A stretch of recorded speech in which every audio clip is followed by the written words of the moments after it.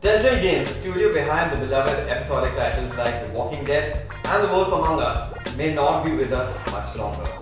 Let's hold 2-minute silence to mourn for our beloved titles. Anyway, you can hit pause and then wait for like 2 minutes. I'm just going to continue reading. Last week, the publishers laid off a major bulk of its employees, which came to light when the employees announced on social media that they were no longer employed at Telltale. Soon enough, it was made official. Telltale released a statement saying that they were indeed shutting down the studio partially, laying off all but 25 employees.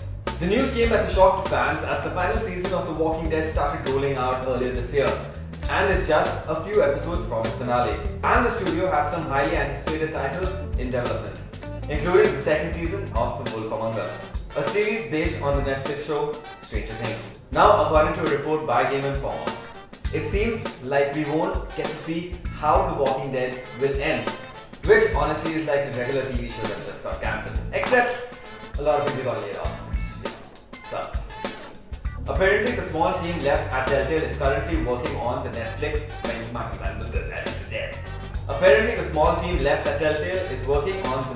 Minecraft project. All other planned projects have been cancelled. Telltale Games has been struggling for a while, laying off 90 employees back in November of 2017. And clearly it's only gotten worse with time.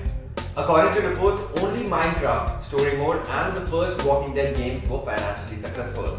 Batman the Enemy Within was the worst performing Telltale game ever. Now, you might be wondering why does a studio working on such big titles would have issues with sales. But we need to realize that working with such big names comes with its own set of problems. Not to mention that over time, the working environment only became more toxic. As evidenced by US Gamer, employees faced severe crunch when it came to working on an established IP. Sometimes the studio would revert with rewrites for as much as 80% of the game, often at the last minute. Another problem that was cited was inconsistent feedback. One source said, so much effort had been spent reacting to reactions, and the notes would be wildly different every single time. So a lot of times it resulted in schizophrenic episodes cobbled together via contrary notes. As if this wasn't enough, even the fans had issues with the games, thanks to an abundance of performance glitches and bugs, not to mention that the Telltale engine was laughably dated, as Waypoint covered earlier this year. What perplexed most fans and critics alike was that Telltale never switched to a different engine, or tried to improve the existing one for that matter. The employees have certainly fallen upon hard times. According to online posts, the people who were laid off were only given 30 minutes to vacate the premises after the announcement. What the hell, Telltale? Fuck, I kinda like you guys, but shit. Reportedly, they were allowed back in the building for 3 hours on Monday, allowing them to collect their belongings. Naturally, fans and critics alike were wondering what lies in the future for these talented individuals. Only a few days ago, Capcom Vancouver, the studio behind the Dead Rising series, announced it would be closing doors as well. Where are people gonna find jobs?